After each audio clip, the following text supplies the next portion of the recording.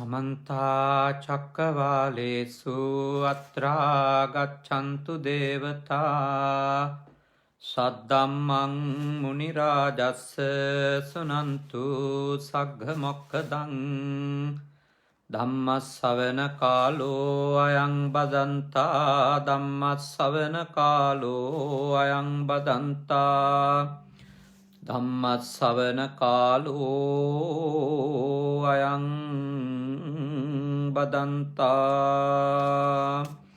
නමෝ තස්ස භගවතෝ අරහතෝ සම්මා සම්බුද්දස්ස නමෝ තස්ස භගවතෝ අරහතෝ සම්මා සම්බුද්දස්ස නමෝ තස්ස භගවතෝ අරහතෝ සම්මා සම්බුද්දස්ස.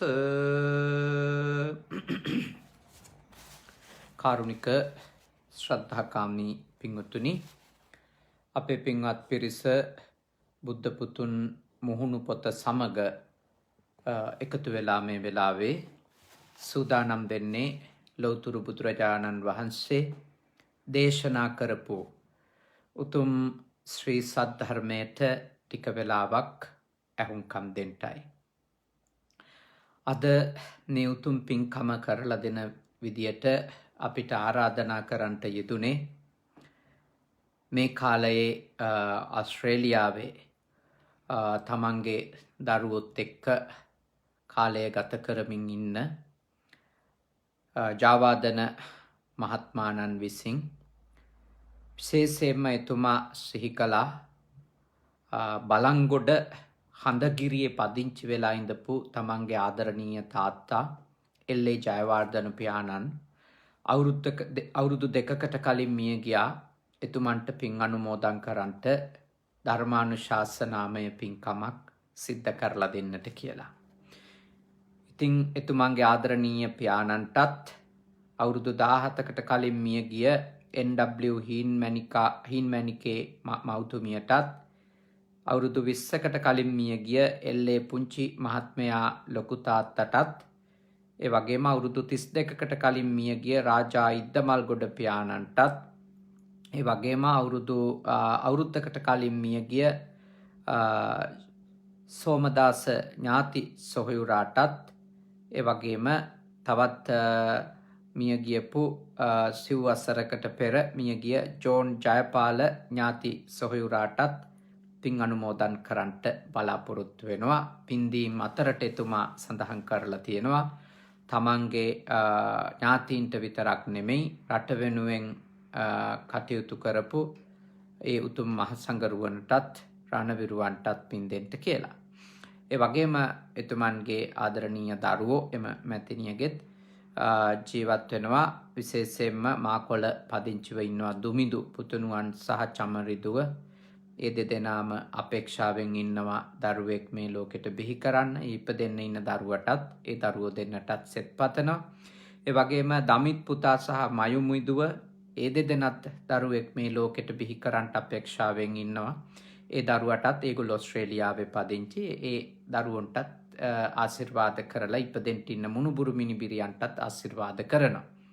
ඒ වගේම ලංකාවේ හඳගිරියේ ගම්වාසීන්ට පවුලේ ඥාතිහිත මිත්‍රාදීන්ට වගේම අපටත් සෙසු මහා සංඝරත්නයටත් කොවිඩ් දුරින් ලංකාව රැකගන්න කටයුතු කරන සියලු දෙනාටත් සෙත් පතමින් විශේෂයෙන්ම අපේ බුද්ධ පුතුන් මුහුණු පොත සහ අපේ YouTube නාලිකාව පවත්වාගෙන යන හර්ෂ ඇතුළු අපේ ඒ පින්වත් පිරිසටත් ආශිර්වාද කරමින් තමයි මේ උතුම් පින් කටයුත්ත සිද්ධ කරන්නට කියලා ඉල්ලා සිටි. මම ඊටාම සතුටු වෙනවා එතුමා නිරන්තරයෙන් අපේ දේශනාවන් ශ්‍රවණය කරලා ඇති කරගත්තු ඒ ශාසනික පැහැදීම මත බොහෝම ගෞරවාදරයෙන් යුක්තව ඉල්ලා සිටියේ තමන්ගේ ආදරණීය පියා වෙනුවෙනුත් ධර්මානුශාසනයක් සිද්ධ කරලා දෙන්නට කියලා. ඉතින් ඒ වෙනුවෙන් අපි ආලවක සූත්‍රයේ සාකච්ඡා කෙරෙන දහම් කොටස් තමයි මේ දිනවල ධර්ම දේශනාවලදී සාකච්ඡා කරන්නේ. මම හිතුවා තව එක ධර්ම සංකල්පයක් ආලවක යක්ෂයා විමසපු ප්‍රශ්නයකට භාග්‍යවතුන් වහන්සේ වදාළ පිළිතුරක් ඔබත් එක්ක සාකච්ඡා කරන්න හොඳයි කියලා ඒ දායකත්වය ගන්න පින්වත් පිරිසගේ අරමුණු ඉෂ්ට කර ගැනීම වෙනුවෙන් වගේම ඔබටත් අපේ රටවාසී ලෝකවාසී බෞද්ධ අබෞද්ධ මේ දේශනා අහන හැමෝටමත් ධර්මාවබෝධයක් වගේම පිනක් කුසලයක් අත්පත් කරගන්නටත් උපකාරවත් වෙන විදියට දහම් කරුණක් සාකච්ඡා කරන්න ඕනෑ කියලා අප කල්පනා කළා. පින්වතුනි, ආලවක යක්ෂය අහපු ප්‍රශ්න අතර එකක් තමයි කොහොමද දුකින් නිදහස් වෙන්න පුළුවන් කියලා. එතකොට කොයි විදියටද මේ ඒ උතුම් වූ සැනසීමක් අත්විඳින්න පුළුවන්කමක් ලැබෙන්නේ කියලා මේ දුක් වලින් නිදහස් වෙලා. බුදුරජාණන් වහන්සේ වදාලා විරියේන දුක්ඛම් මච්ඡේති විරියේන දුක්ඛං අච්ඡේති කියන එක පාලියේ බැඳිලානේ තියෙන්නේ. විරියේන දුක්ඛම් මච්ඡේති භාග්‍යවතුන් වහන්සේ වදාලා වීර්යයෙන් දුකින් නිදහස් වෙන්න පුළුවන්කම තිබෙනවා කියලා. වීර්ය කිරීමෙන් වීර්ය කියන ධර්මය ප්‍රගුණ කරගත්තොතින් වැඩුවොතින් කෙනෙකුට අනාගාමී ඵලය දක්වාම පත්වෙන්නට වීර්ය මුල් කරගත්ත පුහුණුවකින් අවකාශය උදා වෙනවා කියන එක අපේ බුදුහාමුදුරුවෝ දේශනා කළා. එතකොට අද අපේ මාතෘකාව වෙන්නේ එතකොට අපිට මේ ලෝක වශයෙන්ුත් සංසාරික වශයෙන්ුත් අපේ ලෞකික සහ ආධ්‍යාත්මික අරමුණු ජය ගැනීම සඳහා ඒ වගේම අපේ භව දුක් වලින් නිදහස් වෙන්නටත් ලෞකික සාමාන්‍ය ජීවිතයේ ගත කරද්දී අපිට අත්විඳින්නට වෙන දුක්ඛ දෝමනස්යන්ගෙන් නිදහස් වෙන්නටත් අපට කොයි ආකාරයකට වීර්යය කියන ධර්මය උදව් කරනවද කියන එක තමයි අපි මේ දේශනාවේදී ඔබත් එක්ක කතා කරන්න අපේක්ෂා කරන්නේ. බුදුහාමුදුරුවෝ කියන්නේ ඔබ දන්නවා විමුක්තිය අපට ප්‍රදානය කරන කෙනෙක් නෙමෙයි. අපව විමුක්තිය කරා ඔසවාගෙන ගිහිල්ලා තබන කෙනෙක් නෙමෙයි. බුදුරජාණන් වහන්සේ නමක් යනු උන්වහන්සේ උතුම් වූ අවබෝධයට පත්වෙලා කරුණාවෙන් අපිටත් අවබෝධයට පත්වෙන්න මාර්ගය කියලා දීපු උත්තමයෙක්. උන්වහන්සේ මිදිලා අපටත් මිදෙන වැඩපිළිවෙල පැහැදිලි කරපු උත්තමයෙක්. උන්වහන්සේ ඊතර වෙලා අපටත් ඊතර වෙන්න මාර්ගය කියලා දීපු උත්තමයෙක් තමයි බුදුහාමුදුරුවෝ.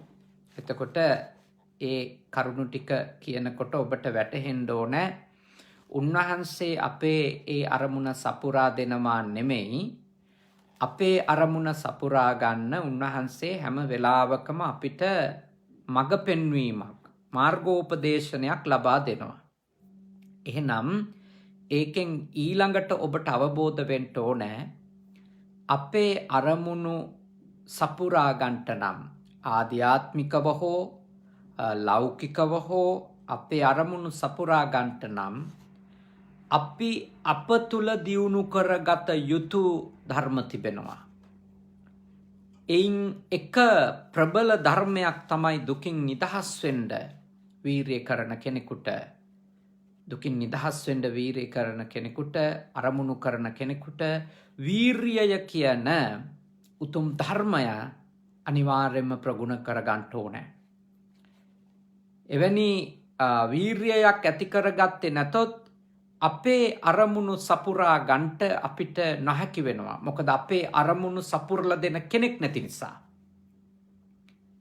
අපේ අරමුණු අපි සම්පූර්ණ කරගත යුත්තේ. අපේ ඉලක්කවලට අපි ගමන් කළ යුත්තේ. ඒ හින්දා අප වීර්යය කියන ධර්මය ඒ සඳහා අප තුල දියුණු කරගත යුතු කියන එක තමයි තථාගත ලෞතුරු බුදුරජාණන් වහන්සේගේ අවධාරණය වෙන්නේ.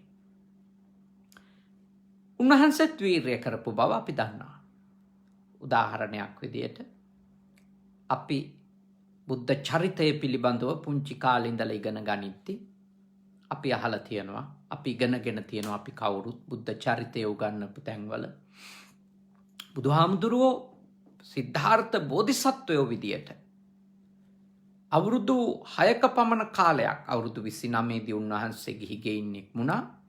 අවුරුදු 35 දී තමයි උතුම් ලෞතුරා බුද්ධත්වයට පත් වෙන්නේ.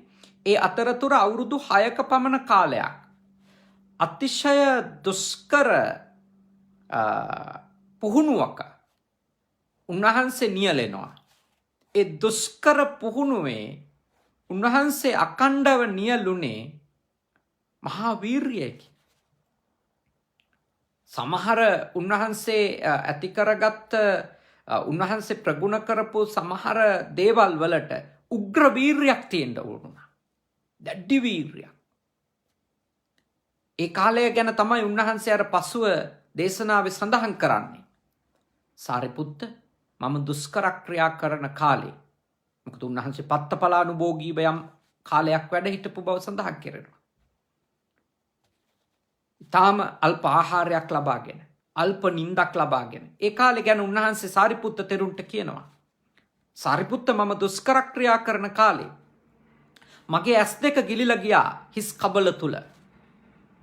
හරියට හිඳිලා ගියපු ලිඳක පේන තාරකා බිඳු දෙකක්, වතුර බිඳු දෙකක් වගේ හිස් කබල ඇතුලේ තමයි ඇස් දෙක තිබුණේ. ගිලිලා ගියා. මම හිස පිරිමදිනකොට හිසේ හැම ඇකිලිලා ගියා. හරියට වේලිලා ගියපු ලබු ගෙඩියක් වගේ. මම කුස අත ගන්නකොට මට අහුනේ පිටකොන්දේ හැම. පිටකොන්ද පිරිමදිනකොට කුසේ හැම ඒවා එකිනෙකට ඇලිලා තිබුණා. මම මගේ දෑත දෙපය පිරිමදිද්දී රෝම කූප ගැලවිලා බිමට වැටුණා. මම මල මුත්‍රා ගොඩේම වැටිච්ච ඇද වැටුණු වාර අනන්තයි. ඒත් සාරිපුත්ත, මම මගේ වීරියය අත්හැරියේ නැහැ. එතකොට බුදුහාමුදුරුවෝ බෝධිසත්වයෝ විදියට උග්‍ර තපස් රකිමින් උග්‍ර වීරියයක නියැලිලා තියෙනවා. එතකොට බුදුහාමුදුරුවෝ බවට උන්වහන්සේ පත් උනේ ඒ විදියට වීරිය කරපු හින්දාද? දැන් ගොඩාක් අය හිතනවා බුදුහාමුදුරුවෝ දුෂ්කර ක්‍රියා කරලා අධික ලෙස වීරිය කරලා හරියට ඒ දුෂ්කර ක්‍රියාව කරපු එකේ ප්‍රතිඵලයක් විදියට බුදු වුණා කියලා. නෑ. බුදුහාමුදුරුවෝ බුදු උනේ උතුම් බුද්ධත්වයේ ලැබුවේ ඒ විදියට වීරිය කිරීම නවත්තපු හින්දා. ඒ විදියට වීරිය කිරීම උන්වහන්සේ නැවැත්තුවා. ඒ විදියට වීරිය කරා දීර්ඝ කාලයක්. හැබැයි උන්වහන්සේගේ දිගු කාලීන අඛණ්ඩ වීරිය ප්‍රතිපදාව ඇතුලේ උන්වහන්සේ බෝධිසත්වයෝ විදියටම අවබෝධ කරගත්තා මේ ක්‍රමයෙන් දුකින් නිදහස් වීමක් වෙන්නේ නැහැ නේ කියලා. උන්වහන්සේ කතහැරලා දැම්මා. දැඩි වීරිය, උග්‍ර තපස් රැකීම උන්වහන්සේ අතහැරලා දැම්මා. උන්වහන්සේ ඒක අතහැරියත් හරි උන්වහන්සේගේ වටේ හිටපු 5 දෙනාම උන්වහන්සේ අතහැරලා ගියා. ඒකනේ ස්වභාවය. ඒ ස්වභාවය එහෙමයි. මොකද ගොඩාක් වෙලාවට මේ කෙනෙක් අපිට මේ පැහැදිලා අපි වටා රැස්කකා ඉන්නේ ගොඩාක් වෙලාවට ඒ අර උග්‍ර තපස්සාදිය රකිමින් ඉන්නකොටනේ. ගොඩාක් වෙලාවට දැන් නම් ඒ ගති ටිකක් මිනිස්සුන්ගේ අඩුයි. නැත්තම් ගොඩාක් වෙලාවට අර උග්‍ර ලෙස කටුක බොහොම දුක්ඛිතව ඉන්න කෙනෙක් දැක්කම මිනිස්සු විශාල පැහැදීමක් ඇති කර ගන්නවා. එයා පසුපස යනවා.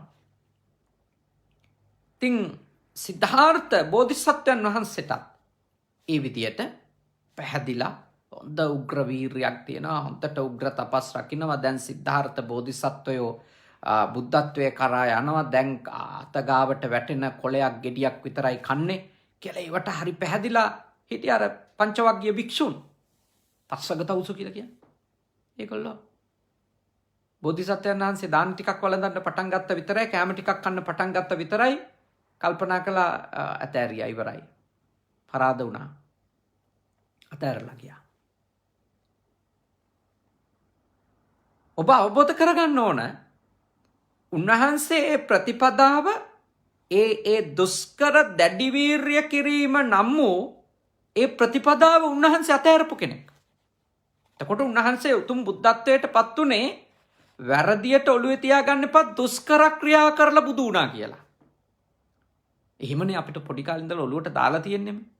6 අවුරුද්දක් දුෂ්කර ක්‍රියා කරලා මේ බෝධිසත්වයන් වහන්සේ වෙසක් පොහොය දවසක බුද්ධත්වයට පත් වුණා කියලා. එතකොට අපේ ඔළුවට යනවා වැරදි අදහසක්. ඒ 6 අවුරුද්දක් දුෂ්කර ක්‍රියා කරපු එකේ ප්‍රතිඵලය තමයි අන්තිම ප්‍රතිඵලය තමයි බුද්ධත්වයේ ලැබීම කියලා. ඇත්තම කාරණේ 6 අවුරුද්දක් නිවැරදි දර්ශනයක් නොමැතිව ඊටාම දුක්ඛිතව කරපු ඒ දැඩි වීර්යය බෝධිසත්වය අතෑරියා. අතෑරලා උන්වහන්සේ අලුත් වැඩපිළිවෙලක පුහුණු වෙන්න තමන් වහන්සේම තෝරාගත්තු වැඩපිළිවෙලක පුහුණු වෙන්න පටන් ගත්තා. ඒකට කියනවා මජ්ක්‍ධිමා පටිපදා කියලා. උග්‍ර ලෙස ආහාරය ගත්තොත් උග්‍ර ලෙස ආහාර වර්ජනය කරන්නෙත් නැහැ. වර්ජනය කරලා භාවනාවේ නියොල වෙන්නෙත් නැහැ. අවශ්‍ය ප්‍රමාණයට වඩා ආහාර ගන්නෙත් නැහැ. අවශ්‍යතාවයට පමණක් ආහාර අරගෙන උන්වහන්සේගේ පුහුණුවේ නියලුණා. හැම එකකම ඒ දැඩියන්තය හෝ අවශ්‍ය ප්‍රමාණයට දේවල් නොකර ඉඳීම කියන අනවශ්‍ය තරම් කිරීම හෝ අවශ්‍ය ප්‍රමාණයට දේවල් නොකර ඉඳීම කියන අන්ත දෙකෙන්ම නිදහස් වෙලා උන්වහන්සේ ආරම්භ කරපු වීර්යය තමයි උන්වහන්සේ උතුම් ලෞතුරා බුද්ධත්වයේ කරාම යන ගමනට උපනිශ්‍රය වෙන්නේ. මොකද උන්වහන්සේ ඒ අනුවනව උග්‍ර තපස් රැකීම, දැඩි වීර්යයක නියැලීම උන්වහන්සේ ප්‍රතික්ෂේප කළා. උන්වහන්සේගේ පළවෙනි දේශනාවෙත් පංචවග්ගීය භික්ෂූන්ටමයි එය සිද්ධ කරන්නේ. උන්වහන්සේ දැඩි ලෙස අවධාරණය කරනවා ද්වේමේ භික්ඛවේ අන්තා පබ්බජිතේන නසේවී තබ්බා. පුහුණු වෙන කෙනෙක් අන්ත දෙකක් අතාරින්න ඕන. එයින් එකක් තමයි අත්ථ කිලමතානුයෝගෝ දුක්ඛෝ අනරියෝ අනත්ත සංහිතෝ. කිසිම අර්ථයක් නැති තාම දුක් සහගත වෙච්ච අනාර්ය ප්‍රතිපදාවක් වෙච්ච අත්තකිලමතානුයෝගය, ශරීරයට දැඩි දුක් දෙමින් පීඩා කරමින් වීර්ය කරන ඒ ක්‍රමවේදයෙන් අයින් වෙන්න ඕන. අනිත් අන්තේ උන්වහන්සේ කොහොමත් කලින්ම ප්‍රතික්ෂේප කරලා තිබුණේ. රම්‍ය සුරම්‍ය සුබ කියන මාලිගා තුන ඇතුලේ උන්වහන්සේ අත්විඳි අනිත් අන්තේනේ. මොකද්ද? කාමේසු කාමසුකල්ලිකානුයෝගෝ.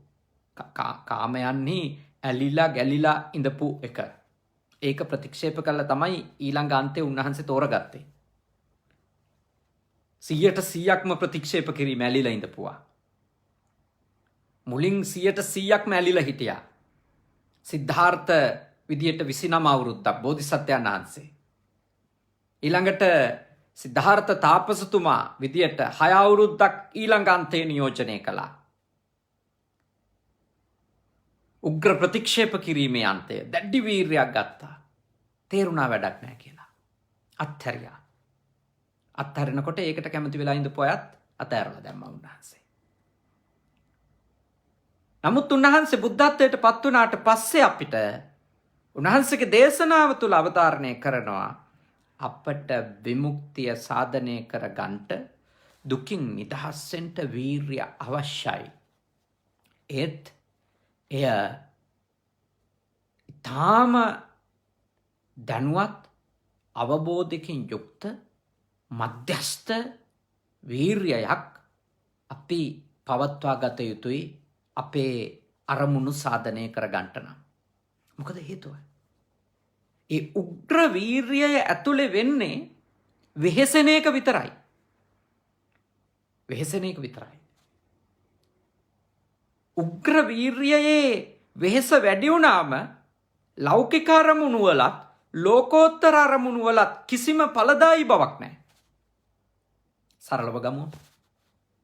අපේ දරුවෙක් කවුරු හරි උග්‍ර ලෙස වීර්ය කරනවා O level විභාගය. මේ දවස්වල O level විභාගය සමත් වෙන්න. රෑ 12 විතර වෙනකම් 1 විතර වෙනකම් වතුර බේසන් වල කකුල් දාගෙන පාඩම් කරනවා. ආයෙත් උදේ 4ට විතර නැගිටලා ආයෙත් පාඩම් කරනවා. දවසේම පොත්වල ඔළුව කහගෙන ජීවත් වෙනවා. උග්‍ර ලෙස වීර්ය කරනවා. මම පාස් වෙනවාමයි, ඒ 10ක් ගන්නවාමයි. එහෙම උග්‍ර ලෙස වීර්ය කරනවා. ගොඩක් වෙලාවට වෙන්න පුළුවන් දේ මොකක්ද? ඒ වගේ දරුවෙක් විභාගෙ කිට්ටු වෙනකොට එක්ක උග්‍ර මානසික ආතතියකින් පීඩා විඳින්න තියෙන ඊට කඩ වැඩි. එක්ක කායිකව එයා දැඩිව නිදිවැරීම නිසා, ප්‍රමාණවත් කාය විවේකයක් නොලැබීම නිසා, ප්‍රමාණවත් චිත්ත විවේකයක් නොලැබීම නිසා එයා රෝගියෙක් වෙන්න තියෙන ඊට කඩ වැඩි. එක්ක කායික රෝගියෙක් වෙනවා, එක්ක උග්‍ර ලෙස මානසික පීඩාව වැඩිවීම නිසා එයාට එයාගේ අරමුණ ජය ගන්න ඵලදායී ලෙස අන්තිම අරමුණ කරා සමීප වෙන කාලෙදී එයාට දායකත්වයක් දෙන්න එයාගේ පැත්තෙන් නැහැකි වෙන්න තියෙන ඉඩකඩ බොහොම වැඩි. ඒ නිසා අපේ දරුවන්ට අපි යෝජනා කරනවා වීර්යවන්ත වෙන්න. ඒත් පමණ දැන. ඥානවන්තව වීර්ය කරන්න. අවබෝධයෙන් වීර්ය කරන්න. අවබෝධයක් නැතුව වීර්ය කරා කියලා අකණ්ඩව උත්සාහවන්ත වුණා කියලා කාගේවත් කිසිම අරමුණක් ජය ගන්න බෑ. අවබෝධයකින් යුක්තව නැනවත්ව තාම දැනුවත් භාවයකින් තමන් කරන දේ පිළිබඳව සවිඥානිකව අවශ්‍ය ප්‍රමාණයට වීර්ය කරන්න ඕන. දැන් හොඳ ලස්සන මේ කතාවක් මම ඔය ත්‍රිපිටක සාහිත්‍ය ඇසුරු කරද්දී අහලා තියෙනවා. ඒ තමයි ඔය ආනන්ද තෙරුන් වහන්සේ රහත් වීමේ අවස්ථාව. උන්වහන්සේ මේට මහා කාශ්‍යප මහරහතන් වහන්සේ අවධාරණයක් කරාලු ඔබ වහන්සේ රහතන් වහන්සේ කෙනෙක් විදියට තමයි පළවෙනි ධර්ම සංගායනාවට සම්බන්ධ වෙන්න ඕන. මොකද ඔබ වහන්සේගෙන් අහන්න අපිට ප්‍රශ්න තියෙනවා ධර්මය සම්බන්ධව. ඔබ වහන්සේ තමයි ධර්ම භාණ්ඩාගාරික. හැබැයි රහත් වෙන්න ඕනේ. එතකොට භාග්‍යවතුන් වහන්සේ පරිනිර්වාණයට පත් වෙලා 3 මාසකින් දැන් තියෙනවා ධර්ම සංගායනාව. ශාසනය තහවුරු කරන්න. ඇති වෙලා තිබෙන ගැටලු निराකරණය කරන්න. ඒ තේරවාදී පිළිගැනීම. ඒක පිළිගන්නේ නැති අය ඉන්න පුළුවන්. එතකොට එතෙන්දී ආනන්ද හාමුදුරුවෝ දැඩිව වීර්ය කරනවා. හැබැයි උන්වහන්සේ කොච්චර දැඩිව වීර්ය කළත්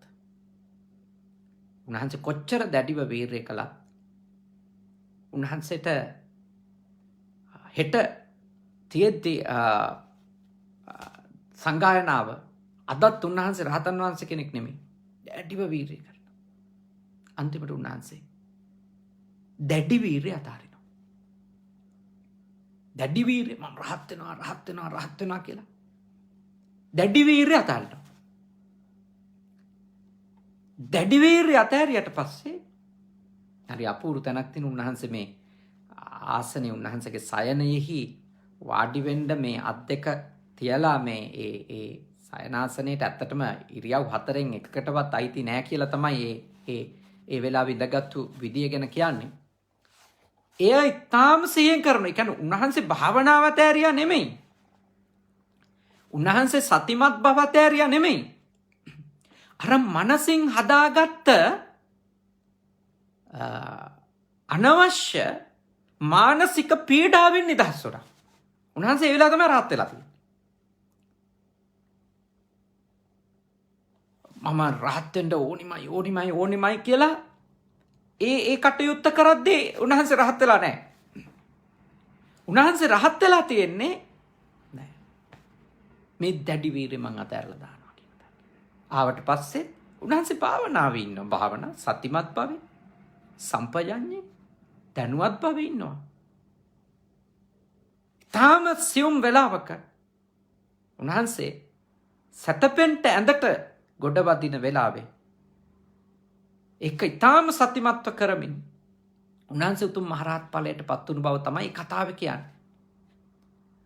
ඒ කියන්නේ උග්‍ර ලෙස යමකට අපි මනසින් වටිනකමක් දුන්නම සීමාවක් නැතුව මනසින් වටිනකමක් දීලා වීරය කරන්න ගත්තම ඒක අපි අවබෝධ කරගන්න ඕන දේ තමයි වෙන්න පුළුවන් නරකම අයහපත්ම දේ අපි තුල කෙලෙස් ධර්ම දෙකක් ගොඩ නැගෙන්න පුළුවන්. ඒ තමයි උද්දච්ච කියන මනෝභාවය නීවරණය අප තුල ගොඩ නැගෙන්න ඉඩකඩ වැඩි උග්‍ර වීරය නිසා. නොසන්සුන්කම. කියන අරමුණක හිත පිහිටුවන්න කියලා උග්‍ර ලෙස වීරය කරද්දි වෙන්න පුළුවන් දේ තමයි වෙන අරමුණු වලටම අපේ හිත යන්න පුළුවන්. එක්කෝ දැක්ක රූපයක් මතක් වෙන්න පුළුවන්, එක්කෝ අහපු සද්දයක් මතක් වෙන්න පුළුවන්, එක්කෝ විඳ රසයක් මතක් වෙන්න පුළුවන්. ඕනවට වඩා වීරය කරනකොට මේ හිත අපිට එක අරමුණක පිහිටුවා ගන්නටම නොහැකි වෙන තරම් නොසන්සුන් තත්ත්වයට පත් වෙන්න පුළුවන්. තේරවාදී ධර්ම විවරණයන්හි අපි දකින දේ තමයි උද්දච්ච කිව්වේ අපේ ගමේ ගොඩේ කියන ආඩම්බරකාරී කියන අර්ථය නෙමෙයි උද්දච්ච කියන්නේ. මේ අපේ මේ මනසේ යම්කිසි ආකාරයකට මේ බාහිර රූප එක්ක, ශබ්ද එක්ක, රස එක්ක, ගන්ධ එක්ක, ස්පර්ශ එක්ක අපේ මනස ගිහිල්ලා ඒවා එක්ක ඇලිලා ඒවා එක්ක සංකල්ප හැදෙන්න පටන් ගන්නවා. එතකොට අපේ අර මූලික අපි ඉලක්ක කරන, අරමුණු කරන, අවධානය යොමු කරන කාරණාවෙන් අපේ මනස ගිලිහිලා යනවා. ඒකට තමයි උද්දච්ච කිව්වේ. නොසන්සුන් තත්වයක් උදා වෙනවා. ඒක දැඩි වීරිය තුළම වෙන දෙයක්.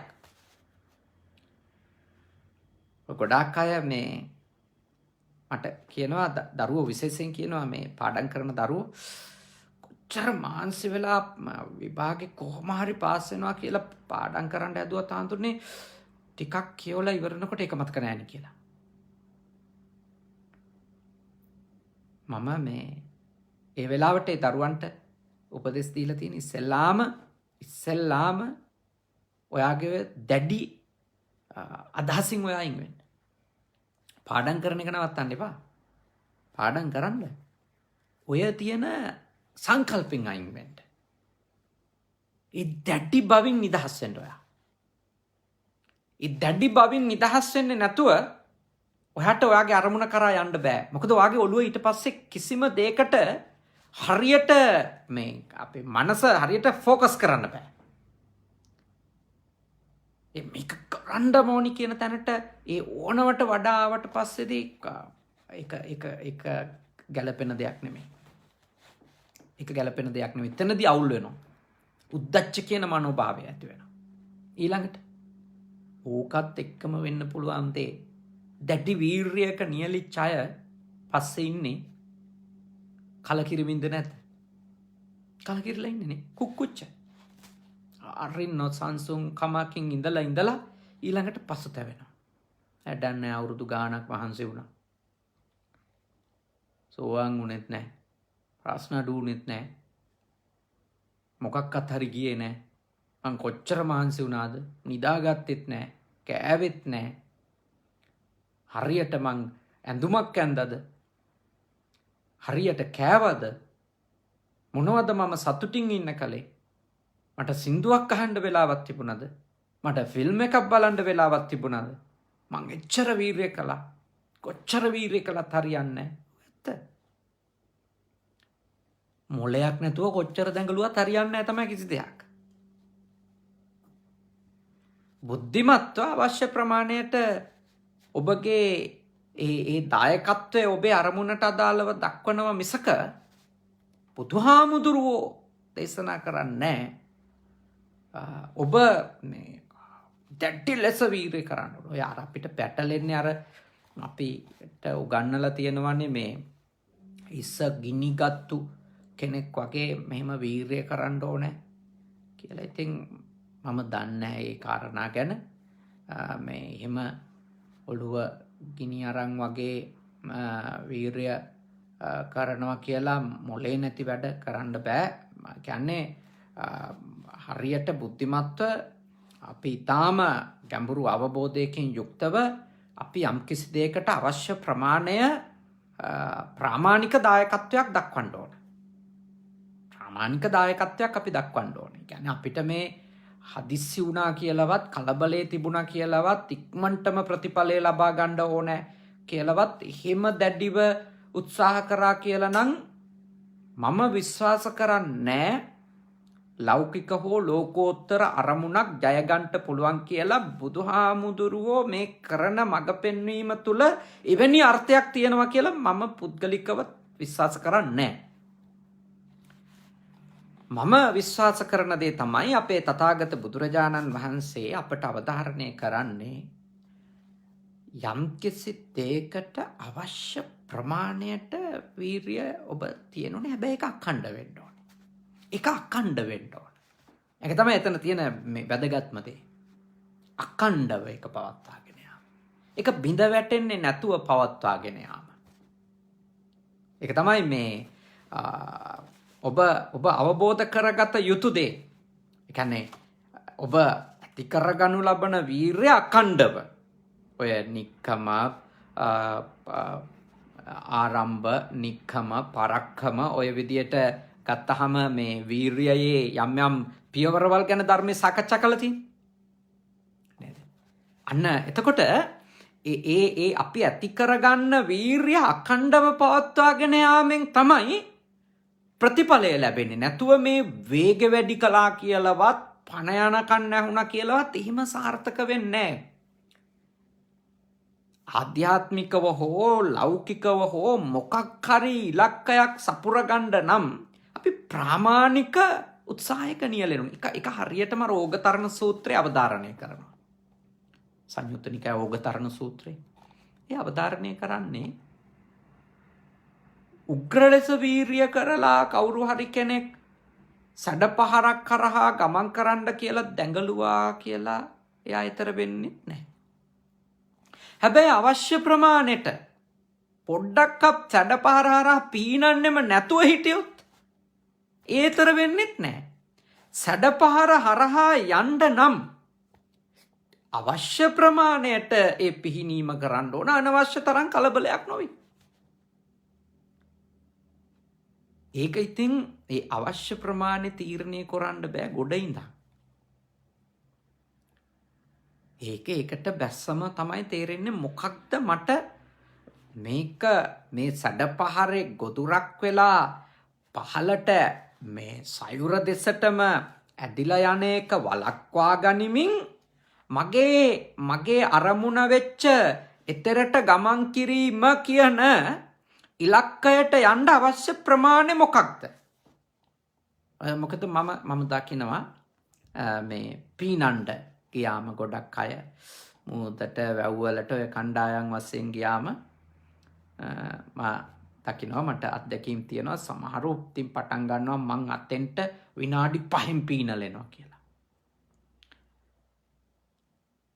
මගක් ගිහිල්ලා ගොඩක් අය ගිලෙන්න හදනවා.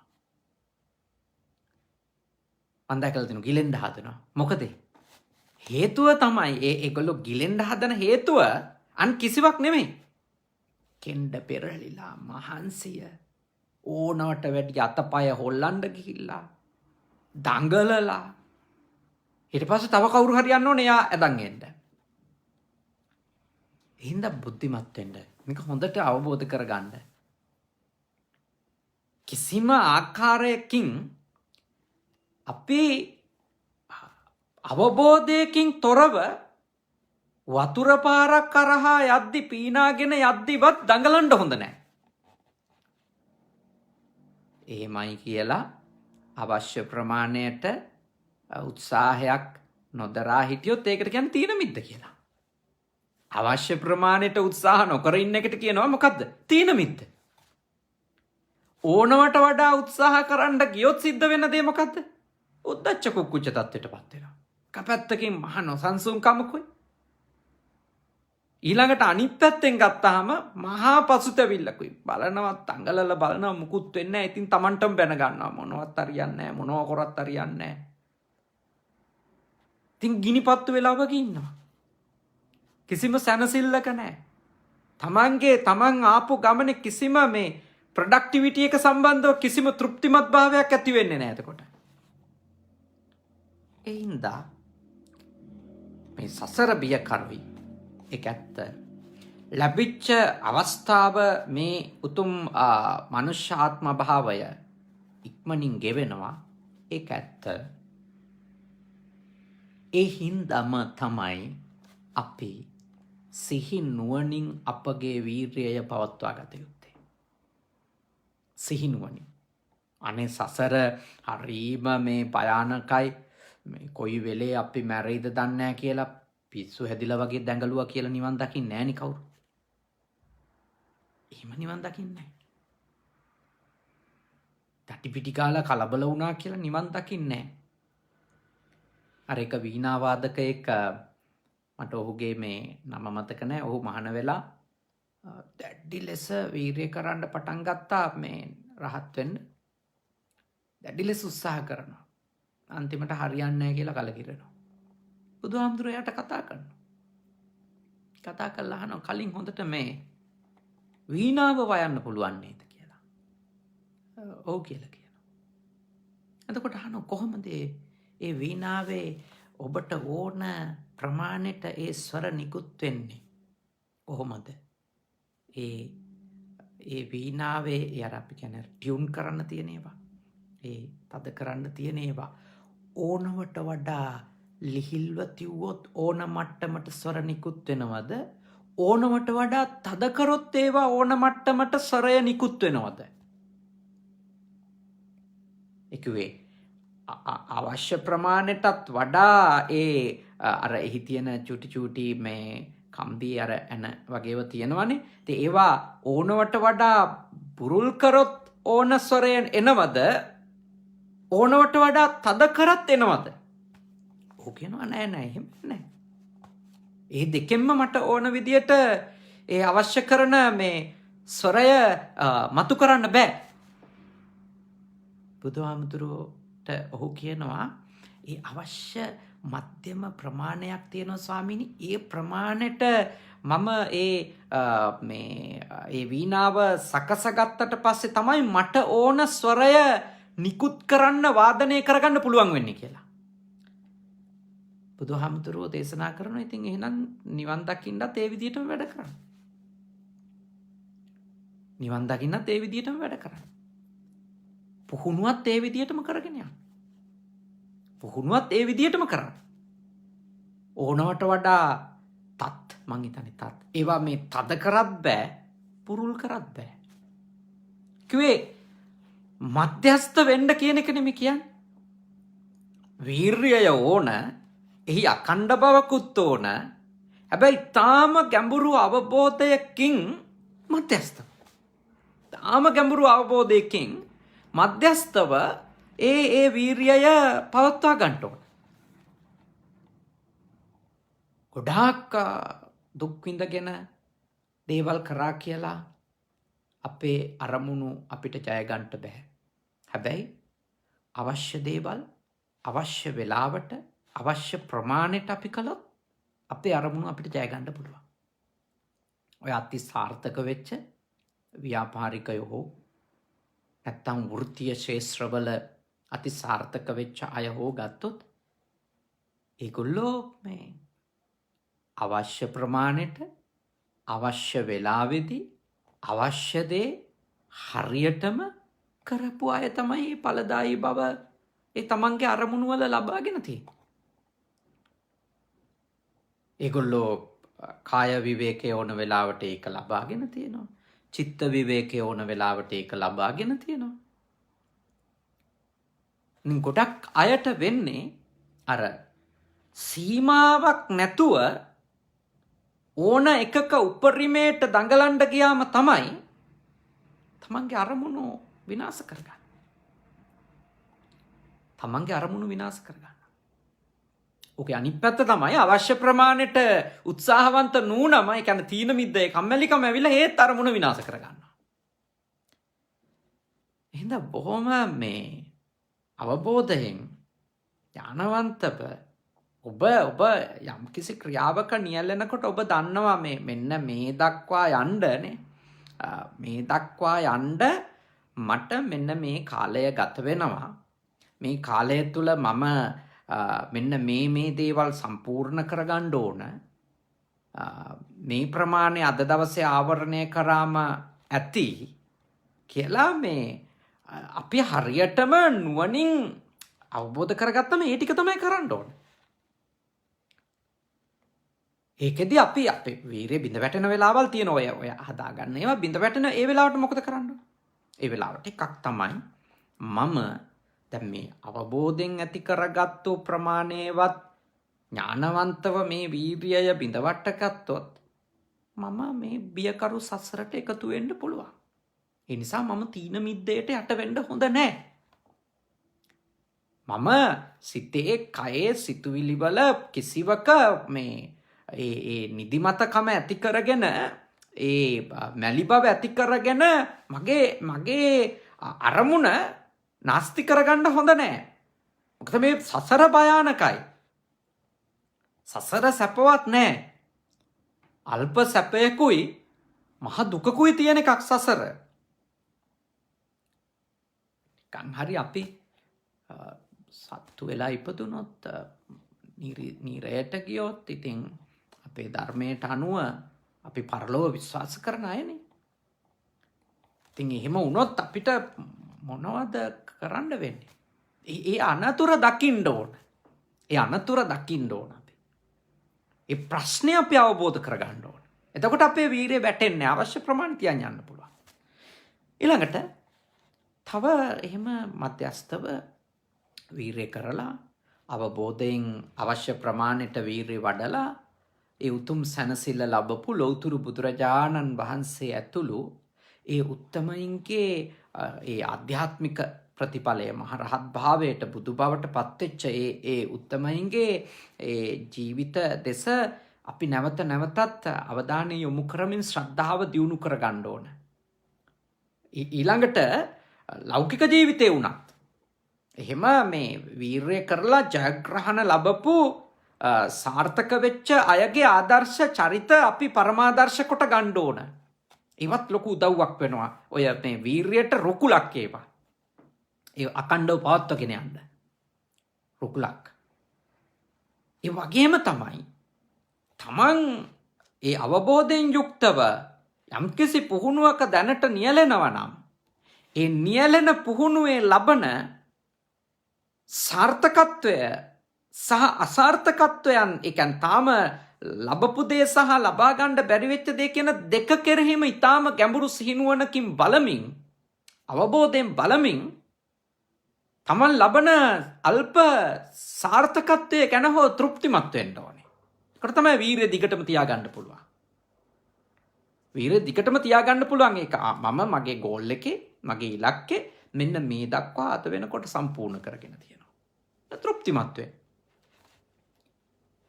සංසන්දනය කරගන්න යන්න එපා. අනේ අරයා නම් මාත් එක්කමයි පටන් ගත්තේ දැන් බලන්නකෝ ඉන්න දුර.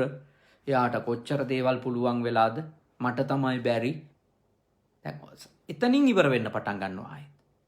මේ අනුන්ට සසඳලා තමන්ගේ අඩු හොයාගෙන හූල්ල අරමුණක් ජය ගන්න බෑ. වීරිය කියන එක මේ තමන්ව දිනීමනේ මෙතන තියෙන අපේ අපේ ප්‍රධාන පරමාර්ථය තමන්ව ජය ගැනීමනේ. අනුන්ව පරද්දල ජය ගැනීම නෙවෙයි බුදුදහමේ කතා කරන්නේ. සබුද්ධිමත් වෙන්න. ඇත්තටම එවැනි අවබෝධයකින් අවශ්‍ය ප්‍රමාණයට වීරිය කරමින් තමන්ගේ ඒ පුහුණුවේ නියැලෙනව නම් ඒක සම්මා වායාම කියන්නත් පුළුවන්. ඒකට කියන තව උතුම් නාමයක් තමයි සම්මා වායාම. එතකොට නූපන් අකුසල සිතුවිල්ල ගැනත් එය ඇති වෙන එක වළක්වන්නත් අවශ්‍ය වීරිය යොදවන ගමම්ම ඒ වේගෙම තියෙන අකුසල සිතුවිලි දුරු කිරීමේ කටයුත්තත් කරගෙන යනවා. ඒ අතරතුරේම ඒ පුහුණුවේම තියෙන කුසල සිතුවිලි බලවත් කරගන්නත් නැති කුසලතා දියුණු කරගන්නත් අවශ්‍ය වීරියේ නියැලෙනවා. ඒ සම්මා වායාමය තුල ඔබ අඛණ්ඩව නියැලෙනවා. අඛණ්ඩව. ඒක මේ කලබල වෙලා දඟලමින් හෝ පොඩ්ඩක්වත් ඒ අවශ්‍ය කරන දායකත්වයේ දක්වන්නේ නැතුව ඉඳීම නෙවෙයි. නිවැරදි අවබෝධයකින් දුකින් එතර වෙන්න හිතන කෙනෙක් ඒ වීරිය පවත්වාගෙන යනවා. අකුසල පැත්ත නැත්තම් තමන්ගේ තිබෙන දුර්වලතා පැත්ත අඩු කරන්න, තමන්ගේ තියෙන සක්්‍යතා පැත්ත දියුණු කරන්න. දෙකටම එක විට පවත්වාගෙන යනවා. තමන්ගේ යම්කිසි අරමුණකට යද්දි තමන්ට පේනවා මේ දුර්වලතා තියෙනවා. දැන් ඒව අවම කරන්නත් වීරියක් තියෙන්න බෑ. තමන්ගේ ප්‍රබලතා, ශක්්‍යතා, තමන්ගේ කුසලතා මෙන්න මේවා කියලා අඳුර ගන්නවා. ඒවා වැඩි දියුණු කරනවා. ඒ දෙකම එක විටනේ කරගෙන යන්න ඕන. දුර්වලකම් අඩු කරන ගමන්ම ප්‍රබල පැත්ත, කුසල පැත්ත දියුණු කර ගන්න ඕන. ඒක අඛණ්ඩ වෙන්න ඕන. එතකොට ඒ අඛණ්ඩ ක්‍රියාදාමයක් යනකොට වීරියක් විදියට අපිට අපේ ජීවිතේ අපි අපේක්ෂා කරන ප්‍රතිඵල දවසක උදා කරගන්න අනිවාර්යයෙන්ම ලැබෙනවා. ලෞකික උනත් ලෝකෝත්තර උනත්. ඒක නුවණින් කිරීමයි අවශ්‍ය. නුවණින් කිරීම. අවබෝධයෙන් ඒ වීරිය නියැලීම. ඒ තමයි භාග්‍යවතුන් වහන්සේ දේශනා කරන්නේ. හැබැයි ඉතින් ගොඩක් ප්‍රශංසා එහෙම නම් හම්බ වෙන එකක් නැහැ. මොකද හේතුව ගොඩක් ප්‍රශංසා හම්බ වෙන්නේ මේ අවශ්‍ය ප්‍රමාණයට වැඩ කරනවා. ඒක එච්චර ලොකුවට පේන්නේ නැහනේ. අවශ්‍ය ප්‍රමාණයට අවශ්‍ය වැඩ ටික කරන් ඉන්න අයගේ දේවල් පේන්නේ නැහැ ගොඩක්. එතකොට හිතෙන්නේ මේ නිකන් ඉන්නවා වගේ. කිසි වැඩක් කරන්නේ නැහැ වගේ. දැන් අම්මලා වුණත් හරි සන්තෝෂ මේ ළමයෙක් ඒ අවශ්‍ය ටික පාඩම් කරන් සූදානම් වෙලා එදා ඒ කොටස් ටික කරන්න ඕන ටික කරලා තියෙනවා. නොකරන්න ඕන ටික නොකර ඉන්නවා. එයා සූදානම්. එයා ආත්ම තෘප්තියකින් ඉන්නවා. හැබැයි ප්‍රශංසා හම්බ වෙනවද වැඩිය? හම්බ වෙන්නේ නැහැ. අම්මලගේ කටින් උනත් ගොඩාක් වෙලාවට කියවෙන්නේ පොතක් අතින් අල්ලන්නේ. ඉතින් යම් කිසි කෙනෙක් එයා අවශ්‍ය පාඩම් ටික කරලා නම් තියෙන්නේ. නේ අවශ්‍ය පාඩම් ටික කරලා නම් තියෙන්නේ. ඉතින් ඊට වැඩිය මොකටද නිදි මරන්නේ? ඒ නිදි මරණ ප්‍රමාණය වැඩි වෙන තරමට විභාග පාස් වෙනවද? එහෙම එකක් නැහැ. නිදි මරණ ප්‍රමාණය වැඩි වෙන තරමට කවුරුත් විභාග පාස් වෙන්නේ නැහැ. දවසේ පොත් අතේ තියාගෙන ඉන්න පැය ගාන වැඩි වෙන තරමට කවුරුවක්වත් මේ විභාග සමත් වෙන්නේ නැහැ. මේ පොතපත අවශ්‍ය දේ පාඩම් කරලා අවශ්‍ය දේ හරියට තේරුම් අරගෙන ඒ කටයුත්ත කරගෙන ගියාම අඛණ්ඩව ළමයි විභාග සමත් වෙනවා. මම නම් සමත් වෙච්ච මේ ඒ විභාග ආදිය ගත්තොත් මම උදේ නැගිට කෙනෙක්. පාන්දර අපේ ලොකු හම්දුරලා අපි උදේට නැගිට්ටෙව්වා. ඒ උදේ නැගිට්ටෙව්වේ ඇයි මේ ලොකු හම්දුරලා අපිට අනිවාර්යෙන්ම 11 වෙනකොට සැතපෙන්න ඕන. ඉතින් පැය 6ක් විතර සැතපුණාම ඇතිනේ. පැය 6ක් 7ක් සැතපෙනවා. ඉතින් අර උදේ පැය එකමාරක විතර කාලය කටපාඩම් කරගන්න ටිකට ඒ ටික හොඳයි. ඒකයි කියලා ඒක හැමෝටම හරියන්නේත් නැහැ. ඒක හැමෝටම හරියන්නේත් නෑ. මොකද සමහර අය රෑ ටිකක් වැඩ කරන්න පුළුවන් අය ඉන්නවා. සමහරව ඉන්නවා උදේ පාන්දර වැඩ කරන්න පුළුවන් අය. සමහරව ඉන්නවා දවල්ට. එක විදියයි. දැන් අපි එක එක්කෙනාට සංසන්දනය කරලා තීන්දුව දෙන්න යන්න හොඳ නෑ. මෙයා නම් කිසි උත්සාහයක් නෑ. කිසි වීරියක් නෑ කියලා. එහෙම කියන්න එපා. එහෙම කියන්න බෑ. කෙනෙකුගේ කුසලතාවය වෙනස්. තව කෙනෙකුට වඩා. වෙනස්. එක එක්කෙනා කුසලතාවය වෙනස්. මේ රෑ දෙගොඩ හරිය වෙනකම්ම පාඩම් කරන අය විතරමයි විභාග පාස් වෙන්නේ කියලා එකක් නැහැ. ලෞකික ජීවිතේ මම මේ තේරෙන විදියට කියන්නේ අවශ්‍ය දේ පාඩම් කරනව නම් අවශ්‍ය වේගය ප්‍රශ්න ටිකට පිළිතුරු ලියන්න අවශ්‍ය වේගය ඒ ළමයා හදාගෙන නම් අවශ්‍ය දැනුම හදාගෙන නම් ඒ Taman දැනගත්තු දේවල් හොඳට තේරුම් අරන් නම් ස්ථිරවම හරියටම මතක තියාගන්න ඕනි ටික මතක තියාගෙන නම් ඇති. ඊට පස්සේ තියෙන හොඳට කාලය කළමනාකරණය කරගෙන විභාග ලියන්න විතරයි. බුද්ධිමත් වෙන්න. තාම ප්‍රඥාවන්ත වෙන්න. මොකද අර අපිට මම ඒක කිව්වේ එහෙම මධ්‍යස්ථ අවබෝධයෙන් යුක්තව කරන පුහුණුවකදී ගොඩක් ප්‍රශංසා ලැබෙන්නේ නැහැ. මම මෙච්චර වෙලා පාඩම් කරනවා කිව්වන් තමයි හොඳ කමෙන්ට් හම්බෙන්නේ. මම නිදි වරාගෙන වැඩ කිව්වොත් හරි සතුටු වෙනවා අම්මලා තාත්තලා. හැබැයි මතක තියාගන්න ඔබ හොඳට බුද්ධිමත්ව. සමහර විට ඒ උග්‍ර වීර්යයේ ප්‍රතිඵලය වෙන්න පුළුවන් අපේ අරමුණට ළඟා වෙනකොට අපි ගොඩාක් මහන්සි වෙලා ඉන්න පුළුවන්. අවශ්‍ය ටික දුව ගන්න බැරි වෙන්න පුළුවන්. නිකන් සරලව බලන්න. කිලෝමීටර 7-8ක මැරතන් එකක් දුවන කෙනෙක්. පටන් ගත්තොත් එහෙම මීටර 100 දුවන කෙනෙක්ගේ වේගෙන් දුවන්න කොච්චර දුර දුවයිද? කොච්චර දුර දුවයිදනේ? එයාට කිලෝමීටර 7-8ක් ඒ මැරතන් එක. එතකොට ඒකට මේ මීටර 100 දුවන එක්කෙනා පටන් ගන්න වේගෙන් තරගේ පටන්ගෙනවත් දුවන වේගෙන් දුවලවත් මතක තියාගන්න. එහෙම දිනන්න බෑ. ඒ මනුස්සයා මගදී වැටෙනවා. එයා බොහොම සංයමයෙන් අවශ්‍ය ප්‍රමාණයට ඒ වේගය පවත්වාගෙන යන්න ඕන. එක තැනක් එන්න පුළුවන්. ඔව් දැන් තව ටිකක් වේගය වැඩි කරන්න ඕනි කියලා. ඒ තැන යාට තේරෙනවා. ඒක මේ පටන් ගත්තු වෙලේ ඉඳලා පිරිස කෑ ගැහුවට හයියෙන් දුවන්න කියලා කිලෝමීටර 7-8ක් දුවන මිනිහෙක්ට එහෙම දුවන්න බෑ. එහෙම වුණොත් ඒ මිනිහා කිලෝමීටර 2-3 කඩන් වැටෙනවා. පපුවේ අමාරුව හැදලා මැරිලා. පිට්ටනිය මැද්දෙම. ග්‍රවුන්ඩ් එකේදීම. නිසා බුද්ධිමත් වෙන්න මේවා මේ තාම මේ අවබෝධයෙන් තාම මේ ප්‍රඥාවෙන් කළ යුතු දේවල්. නිවන් මගට වීරය කිරීමත් ලෞකික ජීවිතයේ අරමුණු වලට වීරය කිරීමත් මේ හැම එකක්ම තාම අවබෝධයෙන් තාම දැනුවත්කමකින් යුක්තව කළ යුතු දේවල්. කලබල වෙලා නෙමෙයි. එහෙම අය භාග්‍යවතුන් වහන්සේ ආලවක යක්ෂයාට මම මේ වචනේවත් පාවිච්චි කරන්න කැමති නැහැ. මේ අහලා තියෙන බුද්ධිමත් ප්‍රශ්න ටික එක්ක කොහොම යක්ෂයා කියන්නද කියලයි මගේ හිතට හැමතිස්සෙම එන්නේ.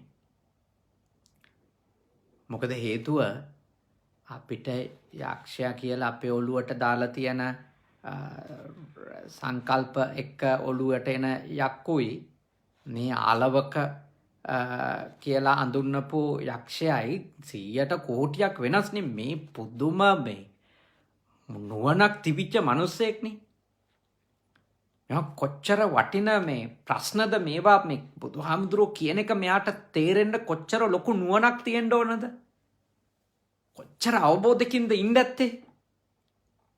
ඒ නිසා ඒ ආලවක සමග කරපු සංවාදෙදී බුදුහාමුදුරුවෝ පෙන්නනවා අනාගාමී ඵලය දක්වාම යන්න අවශ්‍ය කරන, කියන්නේ දුකින් නිදහස් වෙන්න අවශ්‍ය කරන පදනම. ඒ පදනම තියෙනවා වීරිය ඇතුලේ. ඉතින් අද ඔබ හැම කෙනෙක්ම හොඳින් ඉගෙන ගත්ත තව එක කරුණක්.